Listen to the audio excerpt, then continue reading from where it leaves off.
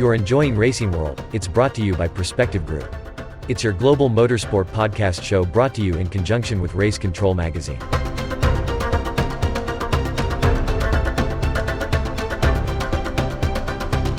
Well, hello and welcome to another edition of Racing World. This week, of course, we've got two of the big topics to talk about.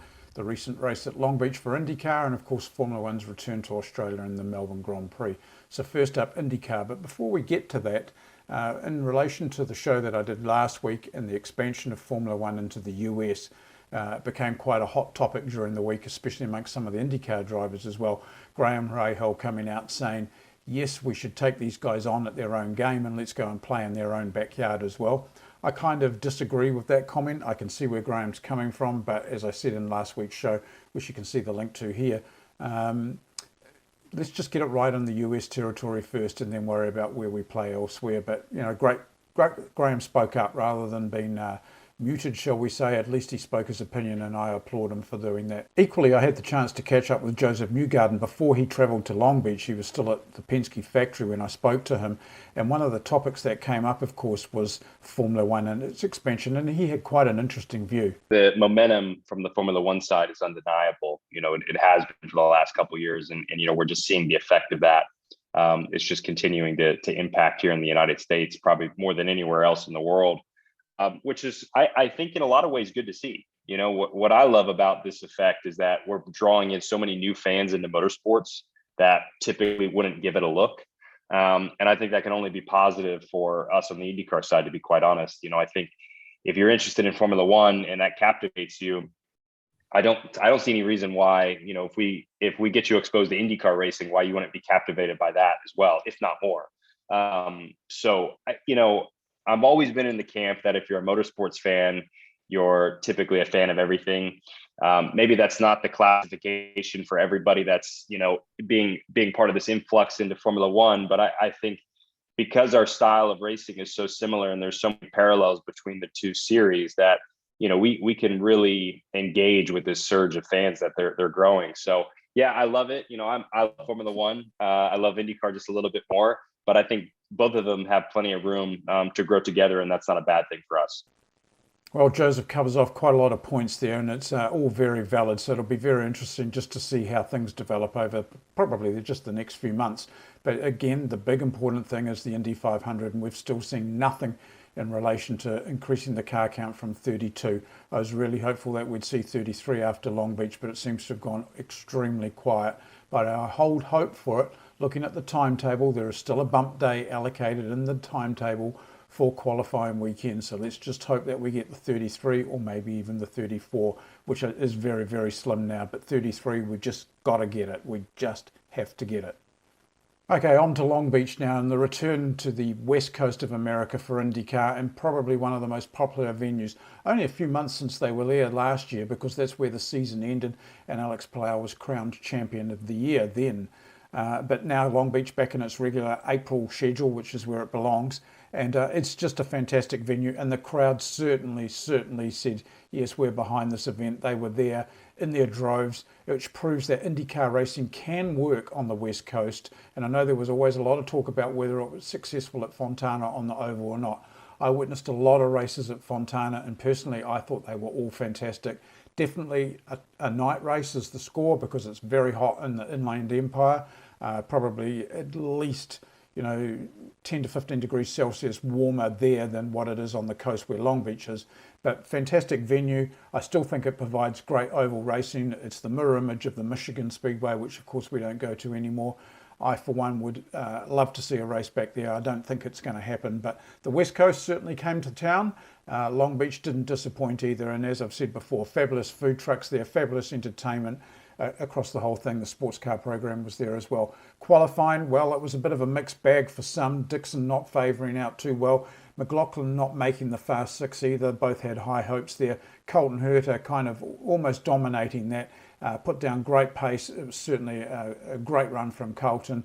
And of course, he was the winner last time we were there. There seemed to be a lot of talk around not only qualifying, but also the race weekend about the amount of rubber that was being laid down, whether it was in relation to the sports cars running their traditional Michelin tyre or the Firestone tyre that we see on the IndyCar, and then the drift racing that had been on, and the various other things like stadium trucks and that sort of thing. But the amount of marble build-up even around qualifying was significant, and also the resealing that had taken place. So I had the chance to ask Colton about that after qualifying at the post-race qualifying press conference. Go one more virtual question. David Turner joins us. David, go ahead. Yes, good morning, Dave. Thanks very much. Colton, this is for you, but really maybe the other guys want to comment on it as well. Davey Hamilton mentioned in the radio broadcast that the surface around the fountain area this morning was very shiny and looked like it was sort of glazed over a bit. Was there a noticeable difference in track grip, say, by the fountain to the rest of the circuit? Well, the fountain's part of where that sealer went down from last year, so yeah, there's a little bit of a difference there. But throughout the day, I think it stayed pretty similar. That was one of the spots I thought was a lot faster than what I remember it being in the past few years. So, yeah. And then just as a bit of a reaction to that, with the sports car program on the circuit as well, has that changed the grip level due to the type of tyre that they're running around Long Beach by comparison to you guys? Like, have you seen a difference with that sports car program out there? I feel like we put grip down or rubber down so fast that it's usually, our rubber is down in the first 3 minutes anyways. But yesterday was very strange. I don't know if it was, the track temp with the Michelin rubber or what was going on, but something was up with the track yesterday and just had a bunch of grip, and it was, very strange. And then, of course, for Kiwi fans, I also had the chance to catch up with Scott McLaughlin and see how he felt about qualifying. I know there was high expectations, but this guy is proving that he is well and truly in the game in 2022. And, we're only 3 races in, so there's plenty more to come from McLaughlin. Pretty disappointing qualifying for us. We had a really fast car. Snap-on Chevy was so fast. Feels awesome. It looks great. It looks like a beast, so it definitely performs like a beast. We just didn't quite maximise it. Unfortunately, had a really good spot in qualifying and was feeling really good with the car. Went to let a guy that I thought was on a fast lap through. He decided to stop on his fast lap and then wouldn't let me go back through. It was kind of weird. So a bit of miscommunication, but a stupid one, and it hurt us. And we'll just have to fight through from 9th tomorrow. We know we've got a fast car and we've got great strategy, great pit stops. The guys are great on pit road. We're always the fastest, so we'll make it happen.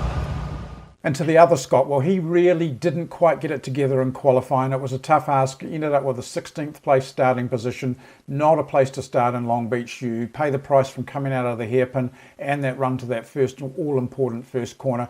But Dixie caught up with us after qualifying. Yeah, I don't know. The qualifying in general, we had a big balance shift. We changed a couple of things, but I think the conditions changed it as well. So the car was very neutral and just couldn't really rely on the entry, especially kind of, turns from the fountain through to 6.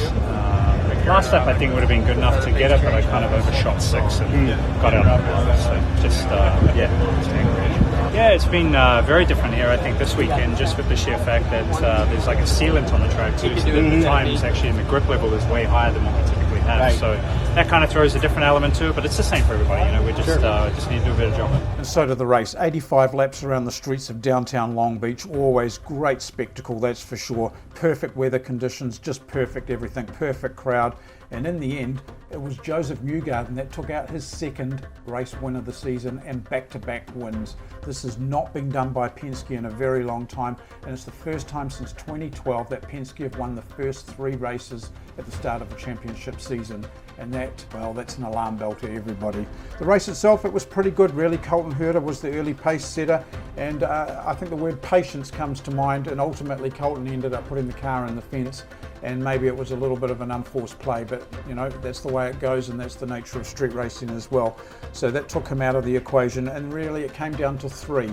Newgarden, Palau and Romain Grosjean. They were all in amongst it, and some fantastic racing from all 3 of them. Grosjean proving that he really, really enjoys these things, loves the street courses, and it was great to see him performing out there. Dixon, on the other hand, he was the person to pass the most number of cars during the race and ultimately got himself up to 6th position, so that was a great effort from the PNC Bank team and also from Scott himself, mastering the traffic and everything.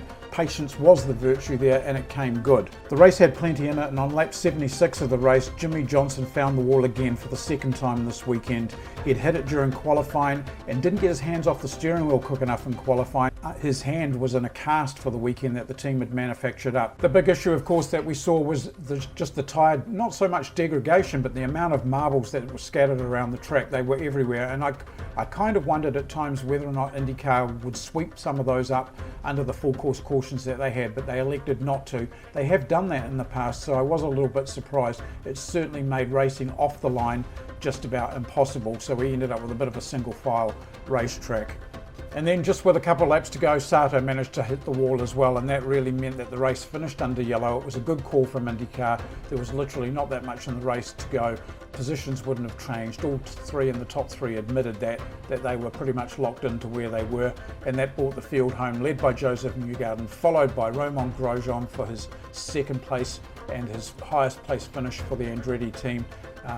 Shining in those DHL colours very well, and then defending champion Alex Palou brought the car home third. To the press conference then, and the first person we were able to catch up with was Joseph Newgarden. It's a huge pleasure to finally be able to win around this place. I've been coming here for 11 years. I remember my first race here in 2011. I was running in Indy Lights, and I stuffed the car in the fence with about 2 to go in turn 8, and I was leading and literally 2 to go. And so I've never had a victory here. So it's pretty special to finally get one. Just really pleased for the team, the 2-car.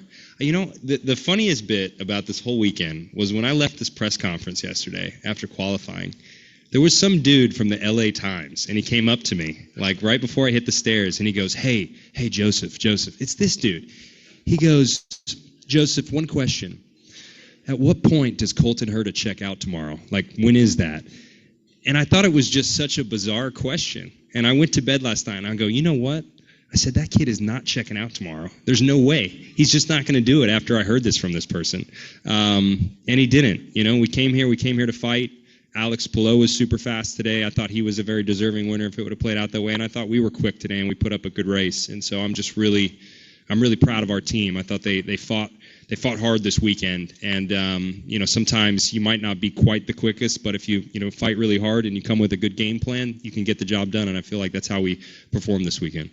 Onwards then to Romain Grosjean. I've really taken a liking to this guy since he moved over from Formula One. I think that there's so much that we're seeing out of Romain that we didn't see in the Formula One period, whether it was with Lotus or Haas or wherever. But we're seeing it now, and this guy is a real racer, and IndyCar is made for him.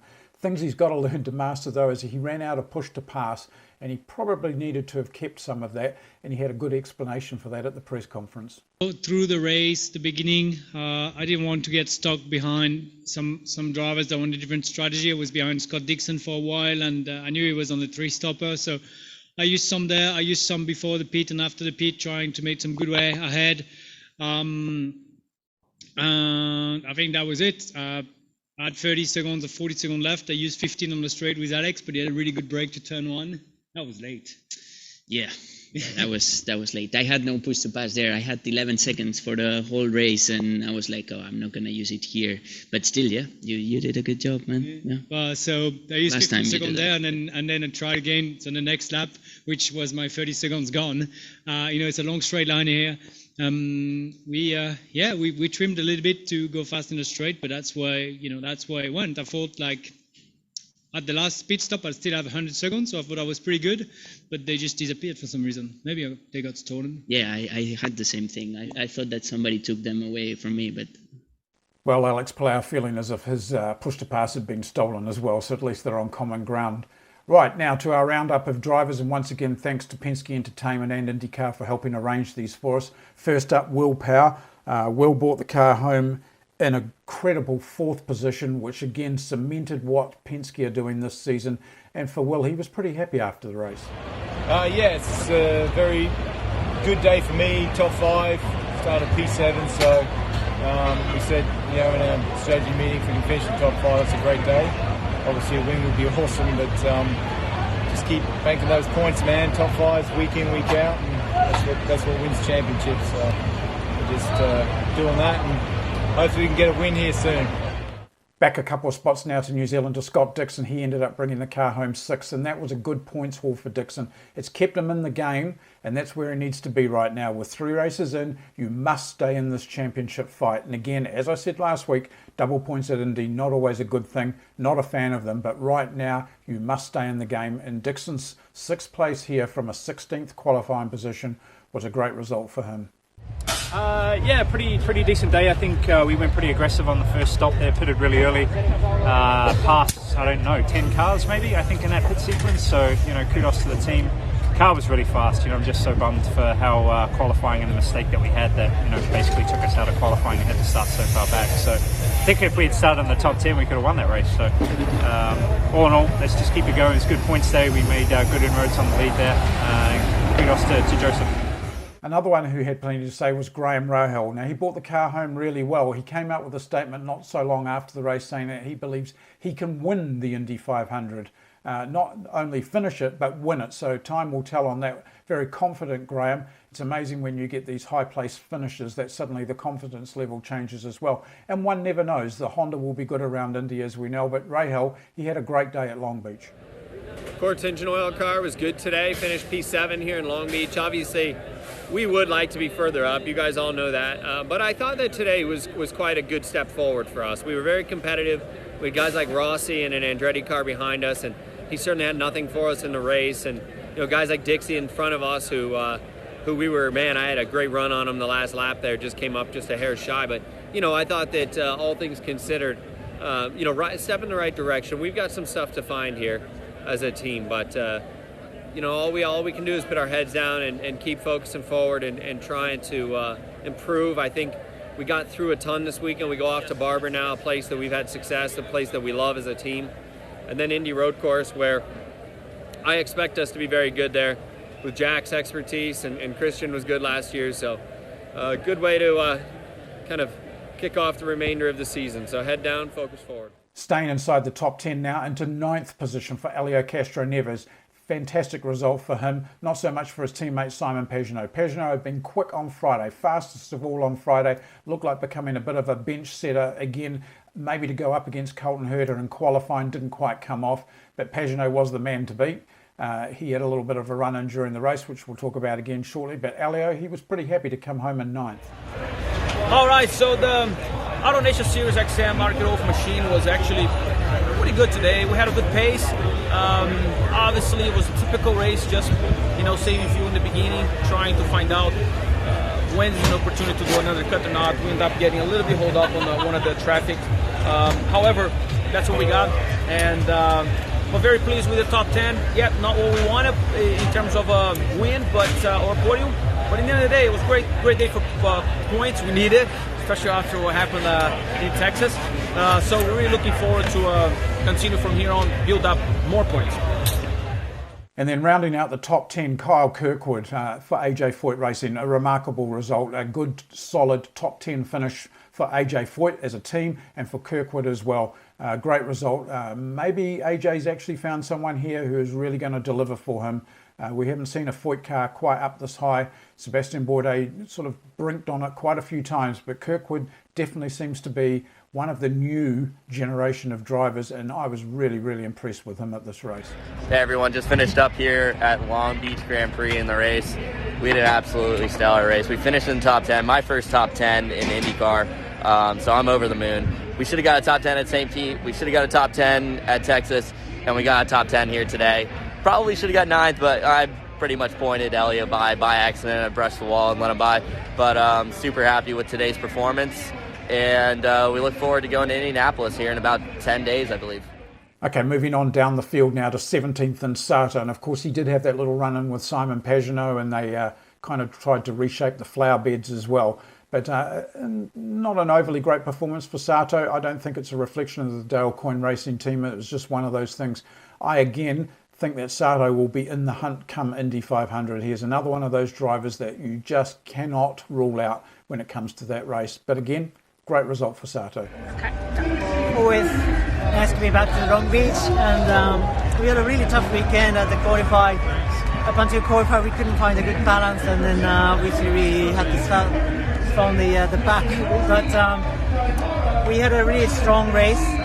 Gradually come up to the position, overtook a couple of cars on the on track. That was really fun, and up until 2 laps to go, I was going up to the P13, so that was very encouraging. But unfortunately, the timing on the yellows allowed some drivers to dive into the pit to have a brand new red tyre, where I had a 25 laps all the black tyre. So in the end, VK was very strong, and I tried to obviously defend the position, but into the turn 8 he came into the inside, and we both cars got wide, and unfortunately I got on marbles, and then I was into the barrier, so I was able to pull back and doing that, but then in the end we lost a lap. So it was a shame, but at least we fought really strong in the end. Once again, a bit like SMP. So look forward to the next time in Barber, with his last time with the DCL with Victory Racing with Roadco. So thank you again for everybody's support, and it was great fun. Down now to 19th and Simon Pagenaud, and as I said just a little bit earlier, he was the bench setter and quickest car on Friday. Certainly looked like he was the one to carry the form before Colton Herta raised his game and proved that, perhaps he is the king of Long Beach, even though he wasn't able to achieve a race win here. Pagenaud, though, was very quick, had a few moments in the race, and then obviously the one that really decided it all was riding the curbs around the fountain and then putting the car into the flower bed and beaching it in amongst the flowers. I believe it's the first car that's ever actually gone into that flower bed, so Simon came away with a piece of history.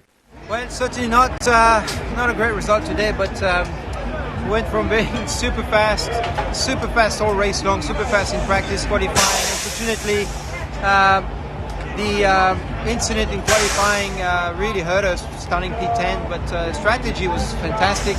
And then obviously, as you saw, the incident with Sato in the race, we got a lot of TV time for that, but that was not ideal. I think otherwise, we had tremendous pace all weekend, thanks to AutoNation, Sirius XM and Arctic Wolf, and Honda obviously, because it was fantastic to drive all weekend. But we've got to move on from this one. I don't think I would do anything else on the Sato move.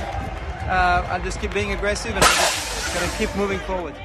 Down now to 20th, and Jimmie Johnson had another crash in the race, which was a little bit unfortunate. I think he was suffering some of those effects from the qualifying accident, which really did damage his wrist and hand area, a result of just not getting the hand off the steering wheel quick enough, and it just shows you how those steering wheels can bite you. Since then, and I've got a picture here to prove it, Jimmie had surgery on that wrist.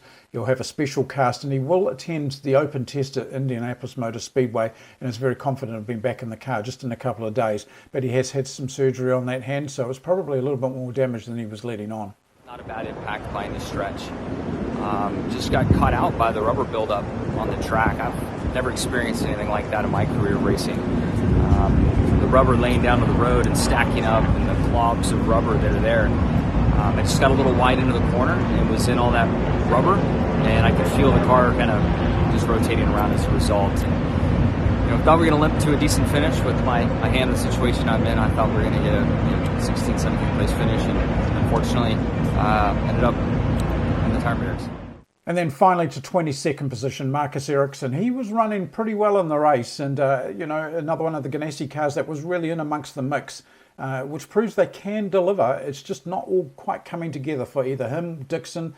Probably Palau's the exception at the moment. Jimmie was phenomenal at Texas, and I hope that we see that again at Indianapolis in just a few weeks' time. But Ericsson was there or thereabouts, but then had a bit of an unfortunate, and then almost got collected by Dixon as well when he came out of the race, and it was just an unfortunate weekend for Marcus in the end. All right, so race day here in Long Beach. Had an amazing race. The car felt great out there. I was making my way up from 8th and running for a podium spot there at the end. Great strategy and pit stops from everyone, and I did a mistake and hit the wall and broke the car. So extremely disappointed. We had so much pace all weekend, and everyone in the team has done a tremendous job, so they deserve the podium at least. So yeah, it's a tough one to swallow, but I'll fight back and come back stronger for Barber. Well, there you go. That's the third round of the NTT IndyCar season done and dusted. Teams now moving back to be at Barber Motorsport Park in just a week's time from now. Barber, a fantastic complex, very fast, very technical, one where you've got to have your act together. And I'd see the same people shine again. Don't forget, that's That's actually where Joseph Newgarden went off on the very first lap of the very first race last season, so he'll be hoping not for a repeat of that. And will we see Penske take 4 from 4? That will be a very interesting scenario, and if it does, that is a major, major red flag to everyone else, because I think that Penske really have raised the game a bit. Is it in relation to the fact that they're only running 3 cars rather than the 4? I don't think so. I think they've just done their homework in the off-season, and they were always there anyway, and now we're just seeing it once again.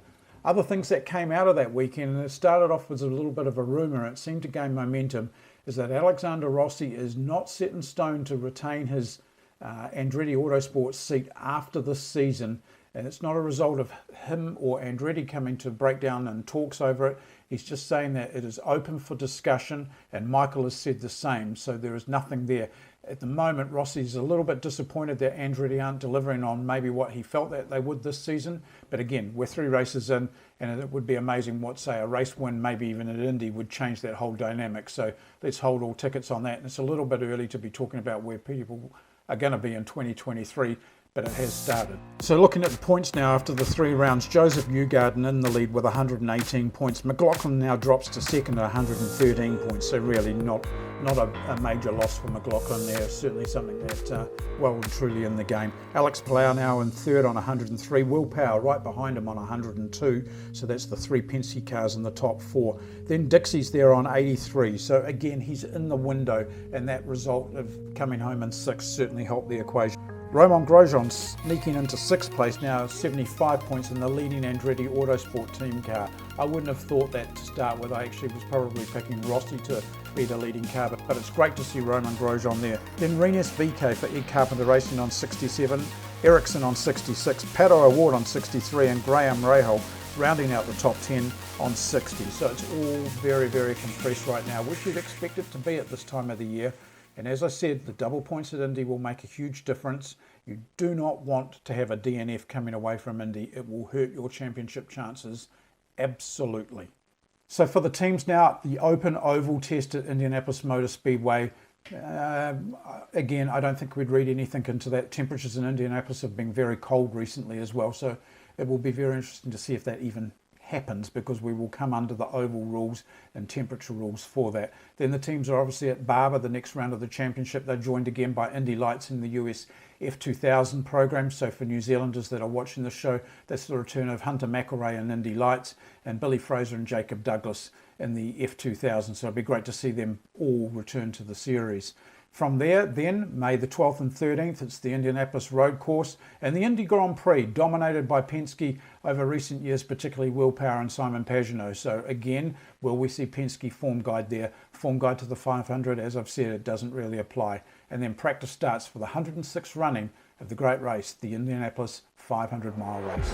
Well, right, I was about to move on to Formula One, but there's been some more breaking news as I was working on this podcast for you. So we'll just leave Formula One. I think it's well known. Ferrari off to a great start in the season. Well done, Charles Leclerc. Carlos Sainz, a miserable weekend, but let's not count him out of it. I think there's a fantastic season ahead in Formula One. Alex Albon bringing home points for Williams, just phenomenal performance, and running most of the race on the hard tyre as well. Just simply haven't got time to include Formula One. I need to finish this show now, need to get it out to you as well. But the breaking news today is that Juncos Hollinger Racing is saying they will put their hand up for the 33rd entry for the Indy 500. They're not keen on doing it, but they say that IndyCar has done a lot for them over the years, and they would like to be able to return the favour. It started off a little bit of a ripple reaction again, because now there's another team come into play saying they'll lease the car from Hollinger. Now, if they can come to an agreement there, that would suit Juncos Hollinger Racing absolutely perfectly, because they can just lease the asset out, which of course they're sitting on those Carlin cars, and get on with their own program and let someone else worry about the 33rd car. So there's a queue of drivers that are lined up to try and get that seat. And there's still a little bit of rumour of a 34th entry. So things are really starting to take shape, and let's hope that they're all positive. Certainly either of these won't make that test next week at Indianapolis Motor Speedway for the open test. But hey, that's part of the game, and if we can get the 33, it'll be good. If we can get the 34, it'd be fantastic. It'd be hard for that 34th person, but by gee, that's what Indy's all about. So the contenders, well, there's Cusick Motorsport, which we talked about in the last show, and they'll bring along Stefan Wilson with them. They have the funding, so that's a good place in hand. Sebastian Saavedra has entered the equation again. Now, he hasn't been around for quite a long time. He still has his original backer, Gary Pedersen, of AFS, so they're keen to put a deal together. So that would be an interesting one to watch out for. Spencer Pickett's name's come up, RC Emerson's name's come up, and of course one that I was always waiting to see whether it would come up or not, and it has, Ryan Hunter-Reay. Now any of those would be a good deal, and they'd be a good deal at Indy. So if there is talk of a 34th car, which I still think might be a bit mythical, but certainly this 33 number is starting to take shape, then that's just fantastic. And the best scenario obviously for Junkers Hollinger would be to do a lease deal, and then that leaves them free for their own program with Callum Ilott. But let's just wait and see. That was the breaking news that has literally come in today as I'm just finishing off this podcast show for you. So we'll have more, I'm sure, after the open test, which we'll be able to get some coverage from on the 20th of April. At Indianapolis Motor Speedway. I had to think about that for a sec. Until then, sorry that we didn't have time for F1 today. Just a great start to Ferrari, and of course they're at home at San Marino for the next Grand Prix, so that'll be fantastic. Thanks so much for watching. I hope you like, share and subscribe Racing World. It really means a lot to me, and there's a lot coming in the month of May. We're locked in, we're off to the Brickyard. So we'll see you soon, and we'll see you again next time on Racing World.